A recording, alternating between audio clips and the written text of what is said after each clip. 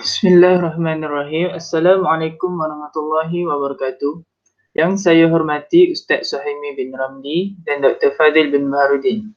Nama saya ialah Muhammad Syauqi bin Abdul Aziz daripada PISMP Pendidikan Islam ambilan Jun 2017. InsyaAllah pada hari ini saya akan membentangkan kajian penyelidikan saya yang bertajuk Pengaplikasian Qiraat Hafz dan Asim Siswa Guru Pendidikan Islam Institut Pendidikan Guru Kampus Datuk Razali Ismail di bawah seliaan Dr. Asri bin Cik Ibrahim. Pengenalan. Ilmu qiraat merupakan salah satu ilmu berkaitan dengan Al-Quran seperti tajwid dan taranum. Qiraat Hafz dan Asim merupakan qiraat yang diamalkan di Malaysia.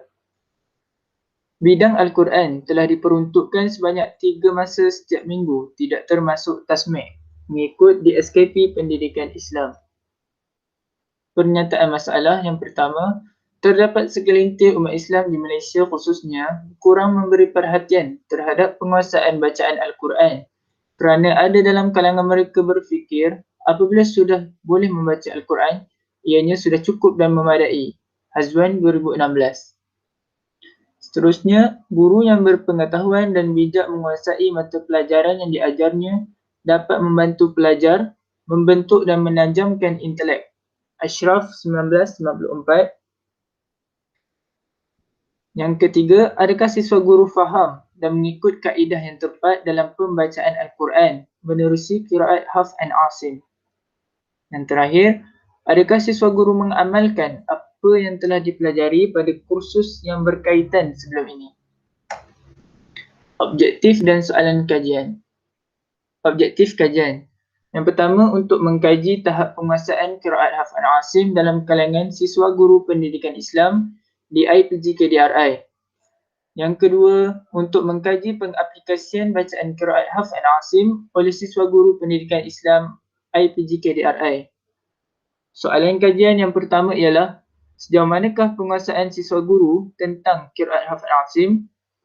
Yang kedua pula, sejauh manakah pengaplikasian siswa guru dalam bacaan qiraat Hafz dan Asim? Kerangka konseptual. Yang pertama, kita lihat daripada qiraat pergi ke Imam Hafz dan Asim dan seterusnya dipecahkan kepada dua, iaitu penguasaan dan pengaplikasian, dan kembali kepada siswa guru. Skop dan batasan kajian. 4 orang siswa guru semester 8 Pendidikan Islam yang telah mengambil kursus pengajian taranum dan qiraat dan kursus elektif tilawah dan tahsin Al-Quran. Skop kajian ini adalah untuk mengkaji tahap penguasaan dan aplikasi siswa guru tentang qiraat Hafz dan Asim.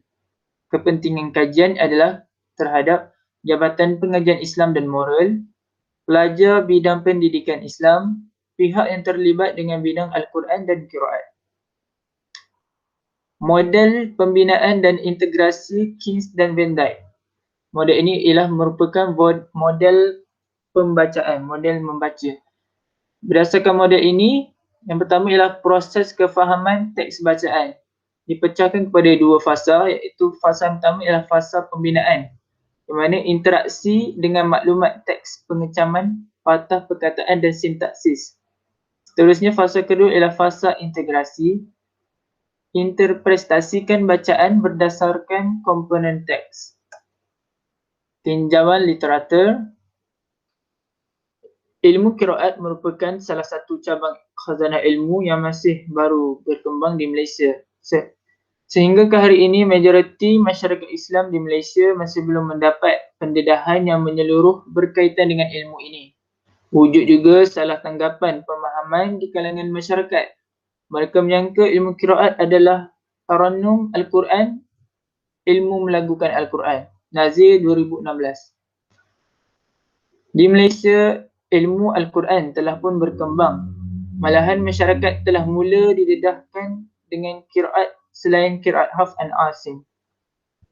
Walaupun demikian, masih terdapat kelemahan dan kekurangan dalam penguasaan Al-Quran dan penyampaian ilmu tersebut. Berbagai usaha dan kajian dilakukan bagi memperbaiki kelemahan yang sedia ada. Muhammad Rahim 2001. Dari aspek tahap penguasaan antara Al-Quran, tajwid dan qiraat menunjukkan bahawa hampir majoriti responden menguasai dengan baik bacaan Al-Quran dan tajwid berbanding qiraat. Zainal, Hayati, Khairul dan Samad 2018. Metodologi kajian.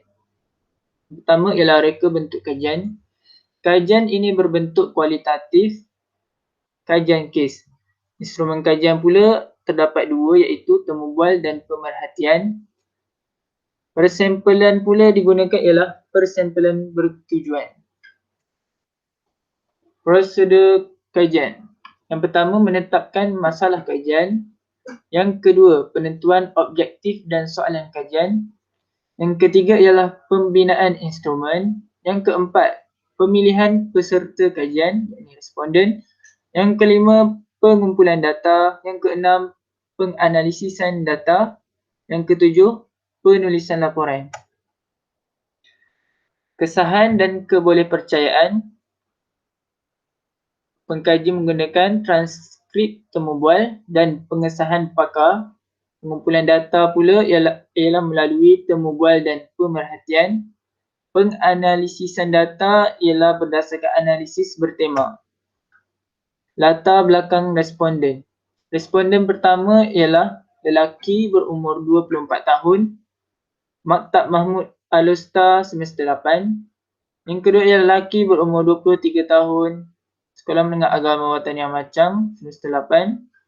Yang ketiga ialah perempuan 23 tahun, Maktab Rendah Sains Mara Kota Putra semester 8. Dan responden yang terakhir ialah perempuan 23 tahun, Sekolah Menengah Imtiaz Kuala Terengganu semester 8. Dapatan kajian soalan 1. Sejauh manakah penguasaan qiraat Hafz dan Asim siswa guru pendidikan Islam IPG KDRI? Yang pertama ialah pengertian. Responden 1 menyatakan pengertian qiraat ialah ilmu membuatkan kita baca ikut imam sampai sanad ke Rasulullah. Responden 2 pula, cara bacaan lahjah berbeza tapi Nabi kata tak salah. Responden ketiga, menerusi pengertian qiraat mengatakan yang saya tahu ada 7 jenis mengikut imam. Responden 4 mengatakan cara bacaan ikut imam-imam. Seterusnya pengertian qiraat Hafz Asim. Responden pertama mengatakan Imam Hafz ambil dari Imam Asim sampai ke Rasulullah. Responden kedua dikemukakan oleh Imam Asim. Responden ketiga dari sudut bacaan seperti resam Usmani. Responden keempat diperkenalkan oleh Imam Hafz dan yang paling masyhur. Bahagian yang kedua ialah faktor qiraat ini banyak digunakan. Responden 1 mengatakan qiraat ini paling mudah dan sedikit khilaf. Responden kedua pula mengatakan resam Usmani bertepatan dengan bacaan qiraat Hafz dan Asim. Responden ketiga, yang saya faham dari sudut bacaan seperti resam Usmani. Responden keempat pula lebih kurang resam Usmani dan kurang khilaf. Ini merupakan berdasarkan soalan faktor qiraat Hafz Asim banyak digunakan di dunia. Yang ketiga ialah berdasarkan soalan tentang ayat-ayat khusus. Responden 1 menjawab, ya saya tahu, saya belajar dengan Ustaz Soad sem lepas. Responden kedua, contoh yang Ishmam Imalah tu lah kan. Responden ketiga, dari segi nak membaca tu boleh kadang-kadang tertukar istilahnya. Responden keempat, saya tahu, saya belajar dari sekolah menengah ayat-ayat ini. Seterusnya, keyakinan iaitu berdasarkan soalan keyakinan tentang membaca Al-Quran menggunakan qiraat Imam Hafz Asim. Responden 1 menjawab, insya-Allah saya baca dengan tepat. Responden kedua menjawab, saya yakin dan masih dalam proses belajar. Responden ketiga, saya yakin dengan bacaan qiraat Hafz Asim selama ini. Responden keempat, mestilah yakin saya baca dengan tepat sebab sebelum ini saya tasmid setiap ayat dan surah dekat ustaz waktu hafazan di sekolah menengah. Soalan 2. Sejauh manakah pengaplikasian qiraat Hafz dan Asim siswa guru IPG KDRI? Yang pertama, Menerusi bacaan hukum basmalah. Saya tidak pasti kerana kebiasaannya saya berhenti pada ayat terakhir. Responden kedua, yang saya tahu surah At-Taubah tak boleh baca bismillah. Responden ketiga, selalunya saya tak sambung dari akhir surah hingga awal surah. Responden keempat, haram kalau kita baca bismillah sewaktu surah At-Taubah. Soalan pada bahagian ini ialah ditanya tentang bagaimanakah keadaan yang diharamkan ketika membaca basmalah. Nombor 2 pula ialah tentang hukum silah menjamak. Responden satu menjawab kena baca mati kalau silah menjamak. Yang kedua, responden kedua menjawab yang ni kita ikut macam resam Usmani je. Responden ketiga, kalau qiraat lain ada macam-macam cara bacaan dia. Teringat belajar dengan Dr. Saidi. Responden keempat, yang ni memang kita baca sukun mati tu. Yang ketiga pula, hukum mad mutasil dan munfasil. Responden pertama, yang ni kita ikut macam tajwid je. Responden kedua, mad mutasil kena baca 4 atau 5 harakat. Responden ketiga, mad munfasil selalunya saya baca 4 harakat. Responden keempat, waktu berhenti kena panjang 2 harakat. Seterusnya melalui hukum naqal, responden satu menjawab ada satu je perkataan kena naqal dalam qiraat ini. Responden kedua, yang surah Hujurat tu kan, kadang-kadang saya terlepas pandang juga. Responden ketiga, tak silapnya baris tu dia pindah ke huruf sebelumnya. Responden keempat, dalam ayat 11 surah Hujurat, huruf lam tu diletakkan baris. Hukum yang kelima ialah ishmam. Ishmam, responden satu menjawab ishmam ini kita kena muncungkan mulut dekat depan tanpa bunyi. Responden kedua pula, bacaan ini mudah nak dikenal pasti sebab ada tanda yang tersendiri. Responden ketiga, huruf nun itu baca dhammah tapi tak ada bunyi. Responden keempat, ustaz hari tu ajar itu kita kena baca umpama nun tu dhammah tapi sekadar buat mulut je. Seterusnya ialah bahagian tashil. Responden satu menjawab tashil ni saya baca dengan buat macam 2 tingkatan bunyi pada perkataan.